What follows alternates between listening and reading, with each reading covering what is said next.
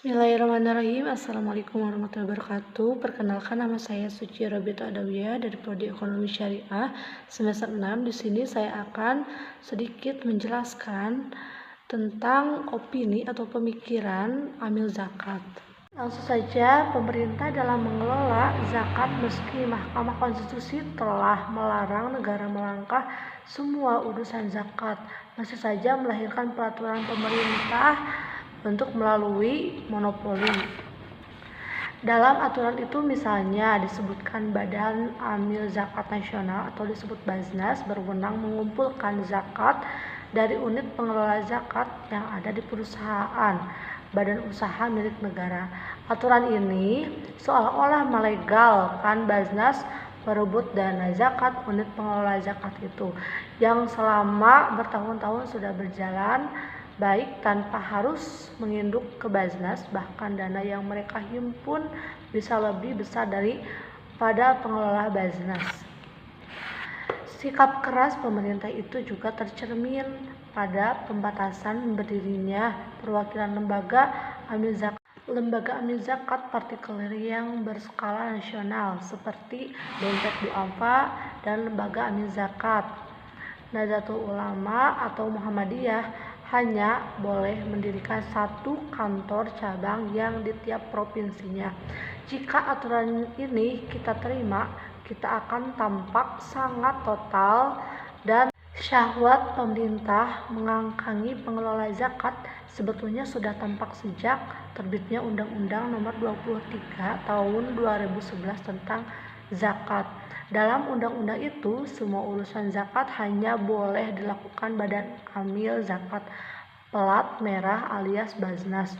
Dari organisasi kemasyarakatan, aturan itu kontrak memantik protes 9 organisasi berhimpun zakat dan 11 orang menggugat aturan untuk di Mahkamah Konstitusi. Hasilnya pada November 2013 Mahkamah mengabulkan gugatan tersebut. Menurut Mahkamah, pasal yang melarang orang menjadi pengelola zakat berpotensi untuk menghalangi hak warga negara yang ingin membayarkan zakat. Larangan itu juga dinilai tak tepat secara sosiologis. Nah, sayangnya putusan itu tak benar-benar memupus ambisi monopoli zakat oleh negara. Terbukti keluarnya lagi peraturan pemerintah yang membatasi gerak lembaga amil zakat swasta. Jika peraturan ini dibiarkan, dampaknya bisa berabe pengelolaan zakat menjadi porak-parik. Padahal potensi zakat di Indonesia ini yang menurut Asian Development Bank mencapai 217 triliun bisa menjadi alat pembantu untuk mengentaskan orang miskin. Saat ini lembaga-lembaga amil zakat baru bisa menghimpun 3 triliun. Negara semestinya tidak usah merecoki urusan zakat. Badan Amil Zakat pemerintah seharusnya berfungsi sebagai regulator dan pengawasan zakat.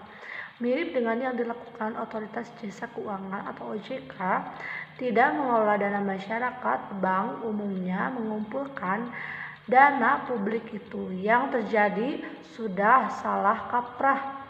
Baznas melalui regulator, pengawasan, sekaligus operator pengumpulan zakat. Seharusnya ada keberanian untuk mengamandemen Undang-Undang Zakat dan peraturan pemerintah. Sungguh mengherankan sikap pemerintah dalam pengelolaan zakat meski Mahkamah Konstitusi telah melarang negara mengangkangi semua urusan zakat, masih saja lahir peraturan pemerintah yang berbau monopoli. Sedangkan itu terlihat dalam peraturan pemerintah nomor 14 tahun 2014 tentang zakat yang diketuk pada pertengahan Februari lalu, dan aturan itu misalnya disebut Badan Amil Zakat Nasional atau disebut Baznas berwenang-wenang untuk mengumpulkan zakat dari unit. Mungkin cukup sekian presentasi dari saya. Mohon maaf ya ada kesalahan. Wabillahi taufiq wal hidayah. Wassalamualaikum warahmatullahi wabarakatuh.